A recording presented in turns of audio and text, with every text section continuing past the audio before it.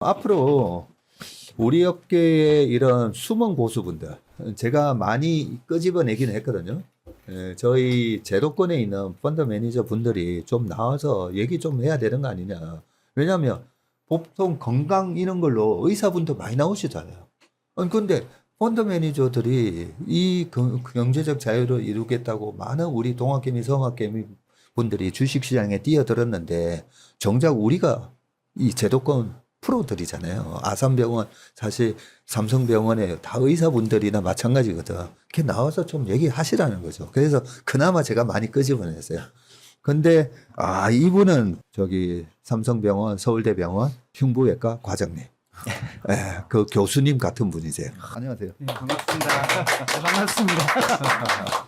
사람이 아직까지 이렇게 많으시다니까 당황스럽습니다. 지금. 제가 목 대표님한테 오시면 이 얘기를 물어보려고 했어요. 우리 목 대표님이 서울대 주식 동아리 있잖아. 예, 거의 1세대 아니세요? 1기죠. 예, 파운딩 멤버이고. 야, 7기. 예, 98년에 이제 만들었었고 그때 들어오셨던 분이 지금 같이 일하고 있는 KC자의 강성부, 예, 그 타임폴리오의 황성안, 그러니까요. 예, 기타 등등 지금 CIO급이 몇 명 있고요. 네. 3기에는 VIP가 이제 나타났고, 최준철 대표. 예, 5기에는 지금 뭐 또 라이프 자산 운용에 있는 CIO 대표네요 벌써. 예.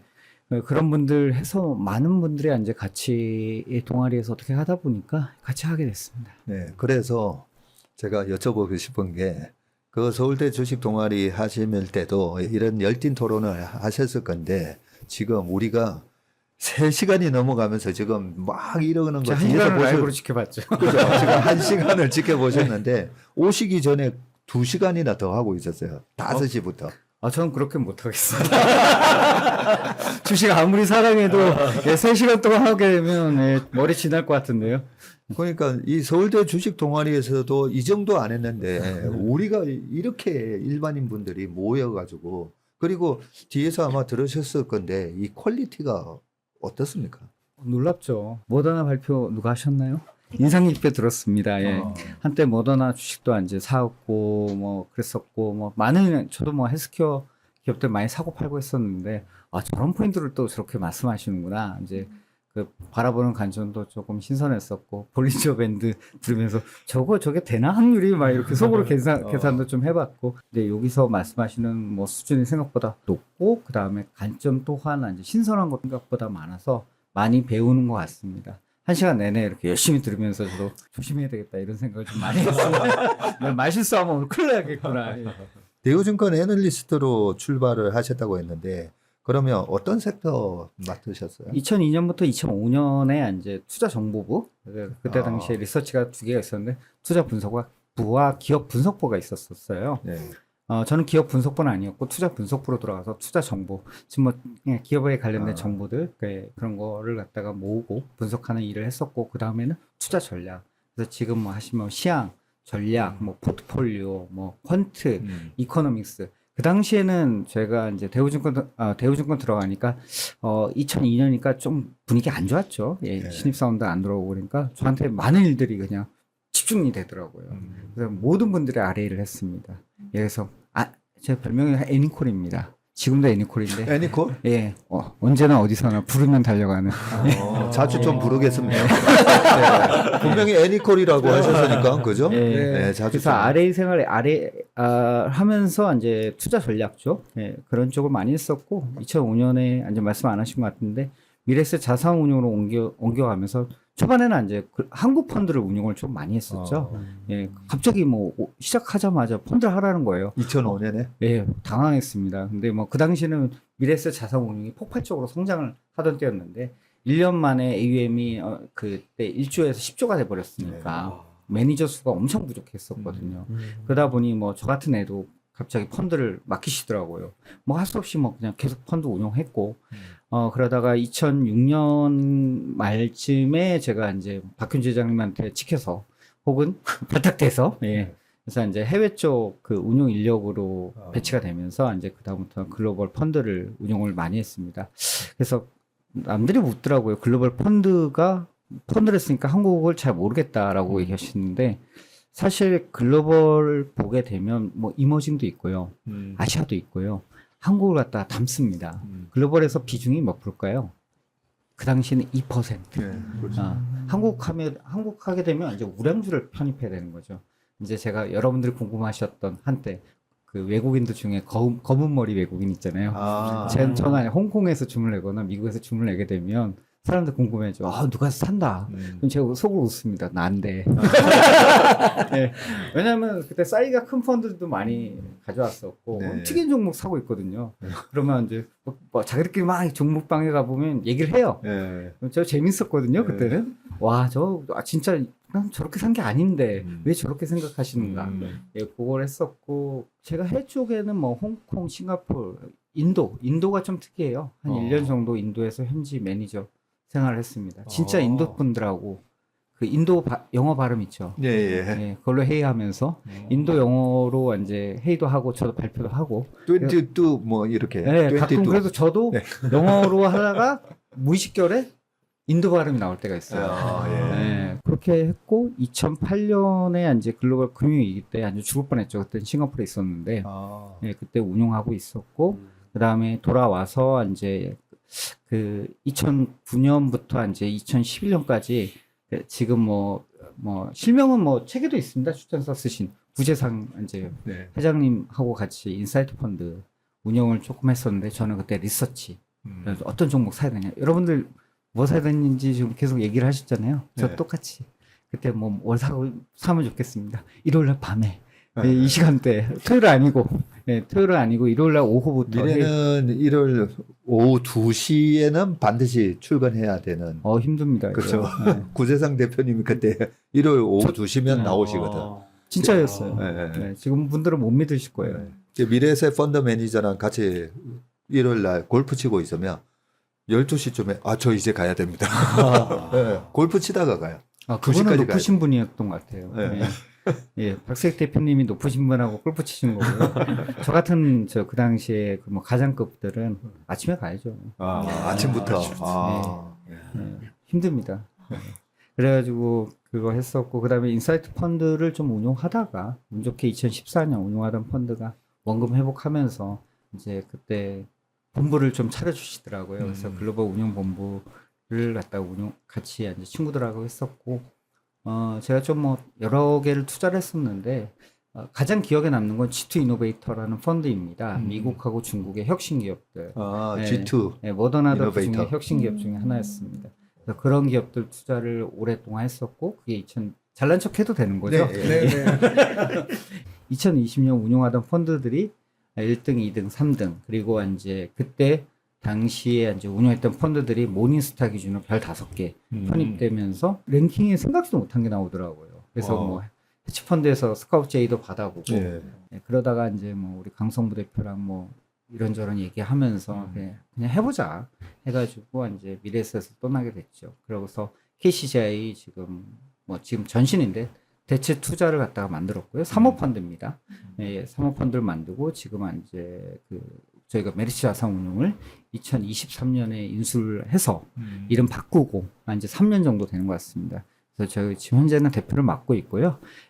그래서 뭐 여러 가지 제 인생의 그 투자는 대부분 대학교 때부터 시작해서 한 20 몇 년 정도는 거의 투자만 한 것 같아요. 지겹게 했습니다. 예. 살아남는 자가 이긴다라고 하셨는데 이 살아남는 방법에 대해서 좀 오늘 말씀해 네. 주시면 좋을 것 같아요. 예, 운이 좋아서 살아남았다고 생각하고요. 말씀하셨듯이 지금 보통 이제 자기가 얘기한 것 중에 한 피터 린치가 얘기를 했어요. 10개 종목을 얘기하게 되면 한 6개를 맞히게 되면 정말 베스트다. 그렇죠. 네. 5개는 보통 맞춰요. 평균적인 확률은 5개. 왜냐하면 시장도 반반이라고 생각하기 때문에. 그렇기 때문에 5개와 6개 어느 사이에선가 우리가 승률이 존재하지 않습니까? 그 이상의 확률은 이제 이상한 거죠. 뭐가 잘못되거나 뭔가 일을 안 하는 거예요. 그래서 지금 열심히 노력하고 계시지만 공부하고 열심히 한다 그러면 평탄을 친다는 거죠. 예. 근데 문제는 이제 우리가 틀렸을 때에 대한 부분을 조금 얘기를 안 하는 것 같은데 5번은 그러면 10개 중에 6번을 맞춘다. 그럼 4번은 틀린다는 거죠. 네. 4번은 틀립니다. 근데 4번에서 회복을 못 하시는 분들이 많아요. 몰빵하시거나 네.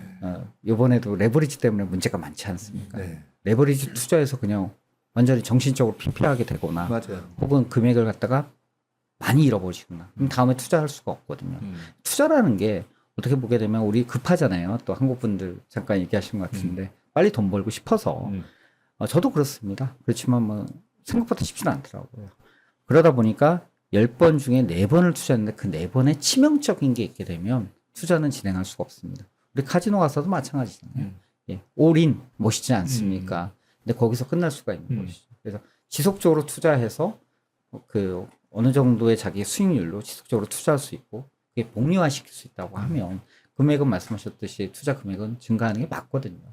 그렇지만 그렇게 못하는 사람들이 태반인 것이죠. 그래서 실수를 조금 줄이는 게 살아남는 것의 가장 큰 지름길이 아니었나. 그래서 뭘 사느냐보다는 틀렸던 거, 내가 지금 손실을 보고 있는 것 중에 어떤 걸 빨리 도려내거나 줄이고 거기서 다시 수익이 좋은 종목으로 갈아탈 수 있는 건지 이게 가장 핵심이었지 않나 싶습니다. 저도 이제 투자하다 보면 제 승률을 되게 봤거든요. 저는 이제 데이터베이스가 다 있잖아요. 10년 동안 매매 기록이 다 있어요. 부끄럽습니다. 그 보다 보면 저도 뭐 틀린 거 많아요. 뭐 사놓고서 그러니까 샀는데 다음날 폭락하는 경우 되게 부끄럽습니다. 그러면 아침에 해서 딱 들어갔잖아요. 아침에 그러면 제가 전날 멋있게 얘기해요. 야 사야 돼. 그래서 샀어 밤에 다 매매 주문했어. 그리고 이틀도 안 돼. 그날 한 주일도 안 돼서 폭락한 거야. 수익률 계좌 마이너스 20%딱 시키면 이 체면이 말이 아니거든요. 말이 본부장이지. 사람들의 그 눈빛이 최저로 봐라 저기 말도 안 되는 논리를 해가지고 샀다가 결국에는 수익이 안 좋다. 이런 것도 많이 당했거든요. 그렇죠. 그냥 비일비재합니다. 그런 게 비일비재하지만 그래도 전체적인 수익률은 나쁘지 않았던 거잖아요. 예. 그걸 갖다 항상 애들한테 뭐 같이 일했던 사람들한테 강조합니다. 실수를 줄여야 된다. 저도 지금 실수를 하고 있지만 실수를 줄이는데 모든 걸 집중하고 있고 그렇게 해서 나 어차피 맞히는 승률은 똑같다. 비슷하다. 내가 그러니까 60% 이상의 승률을 내본 적이 없다. 어쩌다 운이 좋을 때가 있어요. 그런 날은 이제 뭔가 그분께서 오신 날이죠. 예, 그런 날이 오긴 하는데 그건 어쩌다가고 보통 때는 60%를 넘지 않으니까 가장 좋은 방법은 틀리는 40%에서 치명상을 갖다가 가급적이면 줄여라. 예, 그렇게 저는 얘기를 합니다. 그러니까 우리가 각계 전투에서는 뭐 질 때도 있고 이길 때도 있는데 결국은 전쟁에서 이기는 게 중요하고 그죠? 네, 그 전쟁에서 이긴다는 의미가 뭐 저 같은 경우에는 그래도 연평균 15%는 내야지. 아니면 이제 시장을 우리가 그죠? 액티브 매니저는 그래도 시장은 이겨야지.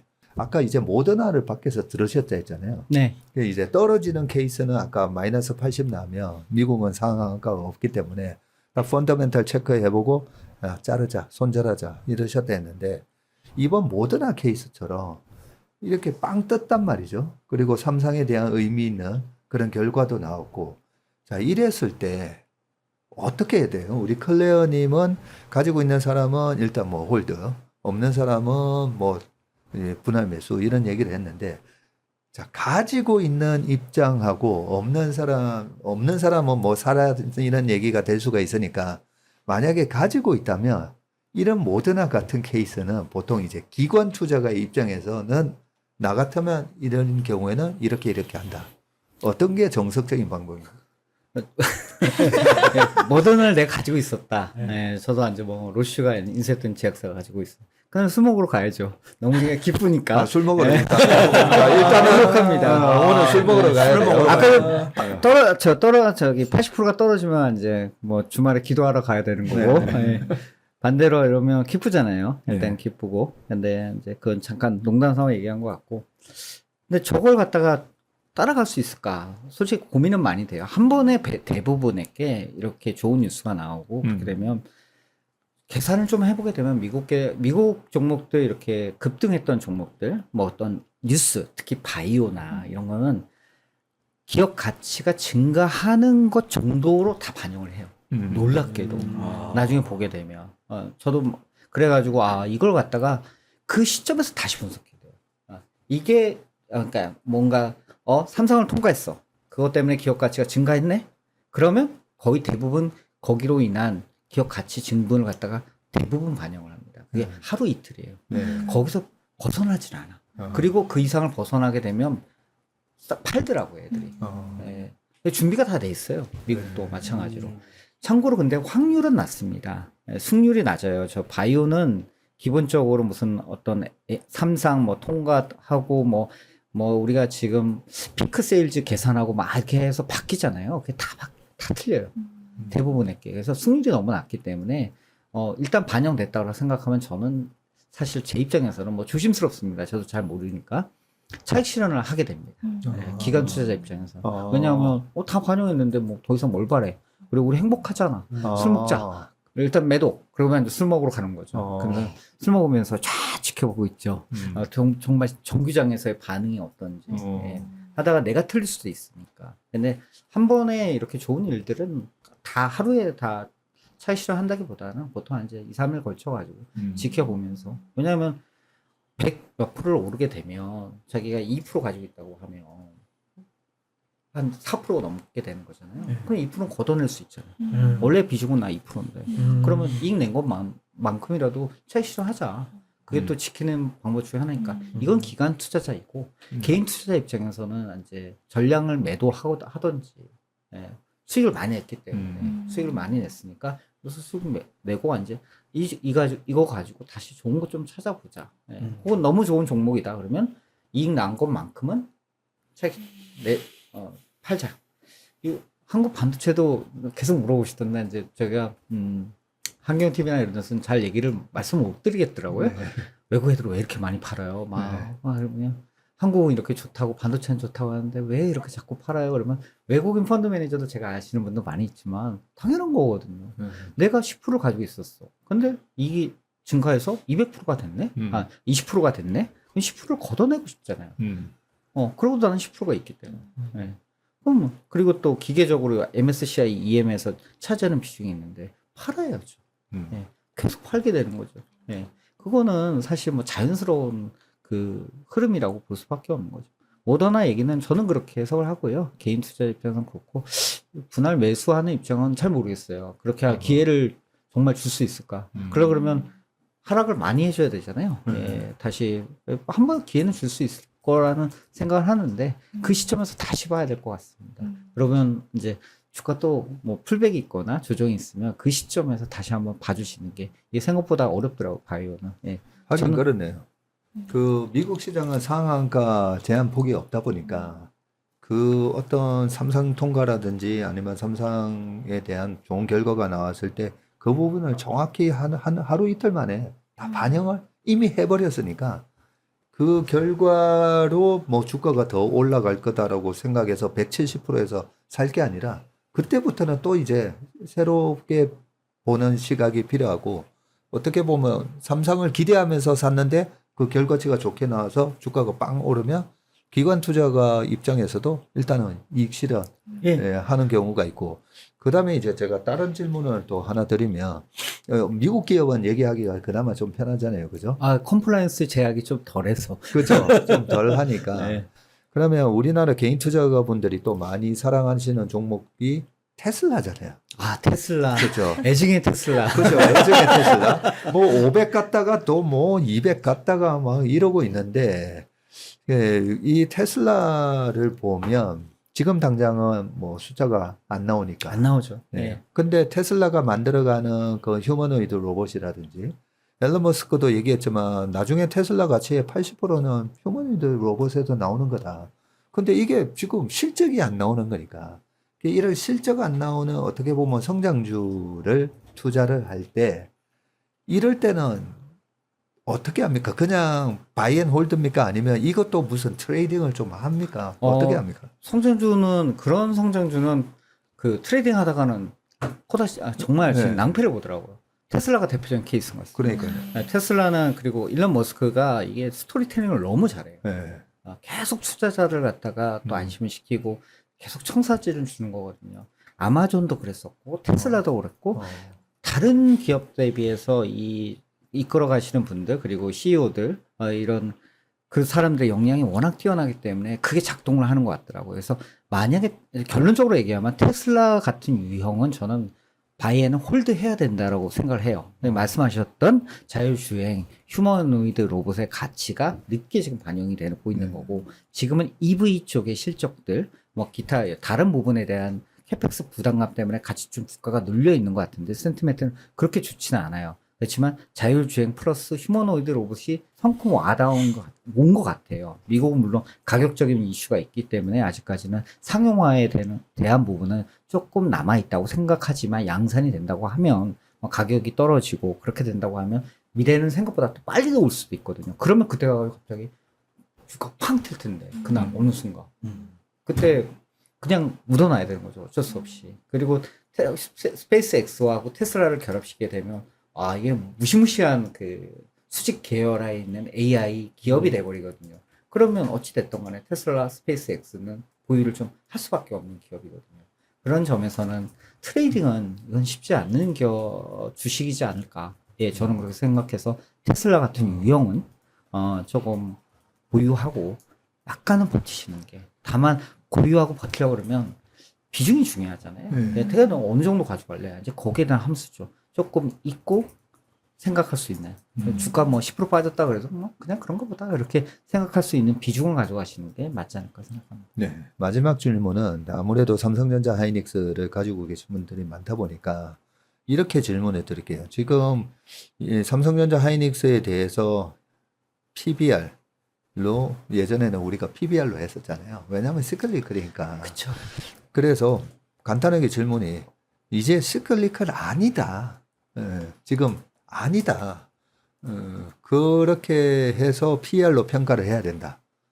근데 PER은 저 같은 경우에는 그동안에 시클리컬이었기 때문에 이익이 많이 나올 때 저퍼일 때 팔고 또 나중에 또 이익 안 나올 때 고퍼 되면 또 사고 이 방법을 계속 해야 되는 건지 아니면 진짜 장기 계약 그리고 AI 인프라 사이클이 이제 아직까지 뭐 4살 어린이밖에 안 되니까 아직 뭐 2035년까지 남았으니까 그냥 계속 끌고 가는 게 맞다. 이게 변동성이 줄어든다.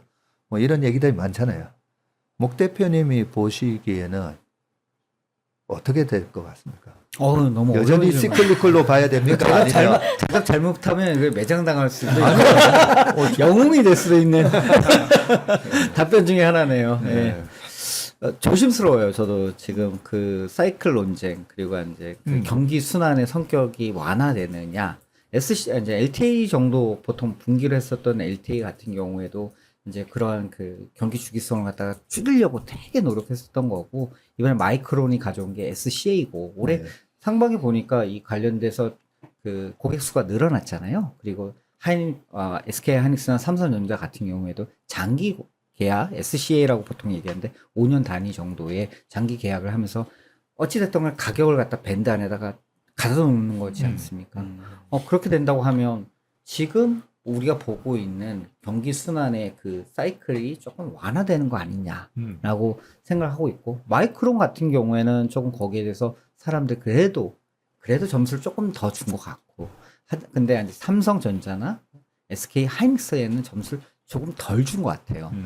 근데 이게 뭘 기반으로 가지고 있느냐, 어떤 자산에 기반해서 지금 움직이느냐는 조금 고민을 해볼 필요가 있는데 사실 헤비 에셋에 기반을 하고 있다는 건 없어지지는 않는 것 같아요. 저는 그래서 헤비 에셋이 뭐냐면 옛날에 PBR로 본 게 결국에는 북을 본 거 아니겠습니까? 자산을 봤던 거고 삼성전자나 SK 하이닉스 같은 경우는 최첨단 선단 공정을 가려고 그러면 장비가 있어야 하고 라인이 있어야 되는 거. 거기서 나오는 그 어떤 이익 창출 능력을 갖다가 기반으로 하고 있기 때문에 그 자산이 한계가 있거든요. 매번 투자해야 되는 거고. 그럼 그 한계를 벗어나서 가질 수 있을까라는 약간의 의구심은 솔직하게 저도 있어요. 그걸 경영진은 예전보다는 이 진폭을 갖다가 낮춰주려고 하는 거죠. 예. 그래서 결론적으로 말씀드리면 제 의견은 뭐냐면 경기 순환적인 부분, 투자가 돼야 되는 거고 진폭이 발생할 수밖에 없고 재고가 발생하고 뭐 오더 이 사이클이 없어질 수가 없잖아요. 갑자기. 예. AI가 좋다라고 하는 건 알고 있습니다. 저도 2028년, 2030년까지 괜찮을 것 같아. 근데 삼성전자, SK하이닉스, 심지어 마이크론조차도 어떤 공장이라고 하는 이 설비에 기반해가지고 매출이 발생시킬 수밖에 없는 거고 피해 가격이 올라가는 사이클에서는 좋았다 이거지. 근데 가격이 하락하는 사이클에서는 골치 아파진다. 더구나 이제 중국에 지금 창신 메모리 관련해서 얘기가 많이 있는데 HBM3 들어갔어요. 하고 있는 상황이고 그냥 뭐 이건 제가 그냥 믿거나 말거나로 얘기하겠습니다. HBM 따라오고 싶어 하고 엄청 빠르게 따라올 수밖에 없어요. 걔네들 같은 경우에도. 그리고 공급 물량이 계속 나온다는 거에 대해서는 먼 훗날 얘기지만 현실화 시키려고 노력하는 거고 거기도 공격적이거든요. 진심입니다. 중국은 반도체에 대해서 엄청 진심인 나라고 정말 노력 많이 하고 있고 그러다 보면 지금은 삼성전자, SK하이닉스, 마이크론 계속적으로 설비를 늘려가고 공급이 확대되고 있는 거잖아요.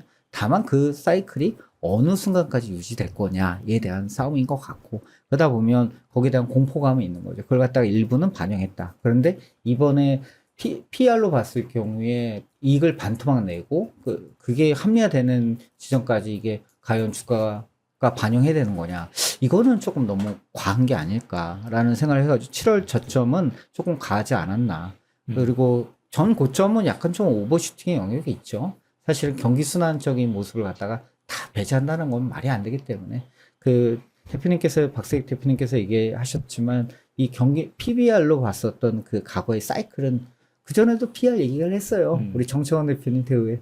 정청원 그 애널리스트 분이 그때 얘기했는데 PBR하고 PER 막 얘기를 저희들끼리 많이 했었거든요. 근데 그게 꽤 오래전 얘기예요. 근데도 또 얘기를 하더라고요. 되게 불안했습니다, 저는 솔직히. 저에게 옛날에도 반복됐던 건데, This is different? 아닌데, 그러면 조금 조심해야 되는 영역은 아닐까. 그래서, 충분히 말씀을 드린 것 같고, 일단은 이 사이클이 갑자기 무너지는 사이클은 아닐 것이다. 2027년까지는 되게 타이트하다. 2028년까지도 타이트하다라고 마이크론하고 SK 쪽에서 얘기했으니까, 그건 펀더멘탈 맞는 것 같아요.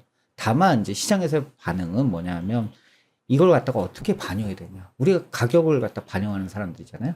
투자하는 사람들이고 이걸 어떻게 주가, 시가총액에다 어떻게 반영시킬 거냐. 요거는 조금 생각이 다른 것 같다. 하지만 경기 순환성은 조금 확인을 해야 되는 것 같고 아마 27년까지 숫자를 보면서 미국이나 한국의 투자자들이 생각을 좀 많이 하지 않을까. 그리고 특히 올해 하반기 숫자들 지금 월가에서도 그 숫자에 대해서 많이 궁금하신 것 같더라고요. 심지어는 중국 투자자들도 그 숫자를 저한테 물어보고 있어요. 다음 주구나. 다음 주에 이제 중국 투자자들이 와요. 저랑 면담하기 위해서. 그럼 그 사람도 똑같은 질문을 할 거예요. 왜냐하면 숫자를 어떻게 생각하십니까? 도대체 얼마나 오신다고 예상합니까? 경기 진폭은 어느 정도 줄어들었다고 생각하나요? 왜냐하면 걔네들은 CXMT를 갖다가 일부는 투자하지만 그 글로벌 메모리 사이클에 투자하려고 그러면 삼성전자, SK 하이닉스에 되게 좋은 스토리라고 생각해서 작년에 투자를 많이 했거든. 정말 정말 생각지도 못한 큰 돈을 투자를 많이 했기 때문에 저한테도 계속 물어보는 거죠. 네, 경기 진폭에 대한 얘기. 근데 아무도 몰라요, 지금은. 일단 가봐야 되는 우리 불확실한 미래지 않습니까? 둘 중에 하나가 맞겠죠. 숫자는 어느 정도 탄탄하게 가다가 갑자기 끊기게 될 텐데 이때 반응, 요 전에 이제 주가는 움직이지 않을까요? 예. 일부는 좀 샘플을 본 것 같고, 네. 근데 조금 과한 면이 있었다. 예. 그렇게 생각하고 있습니다. 이제 드디어 우리가 검은머리 외국인을 한 명 찾은 거잖아요. 네. 그래서 외국인 수급 좀 헷갈리는 거 있을 때 우리 목 대표님 모셔가지고 이 검은머리 외국인의 매매 패턴. 네. 과거 얘기입니다. 예. 그러니까 과거니까 네. 오히려 과거의 얘기랬고. 아유 감사합니다. 다음에 다시 한번 모셔가지고 이 책 얘기 한번 더 예, 여쭤보도록 감사합니다. 하겠습니다. 네. 네. 1만 번의 선택, 살아남은 펀드 매니저의 원칙에 대해서 바이, 셀, 홀드, 살 것인가 팔 것인가 버틸 것인가. 목대균 대표님의 책 감사합니다. 홍보해 주셔서. 와주셔서 감사합니다.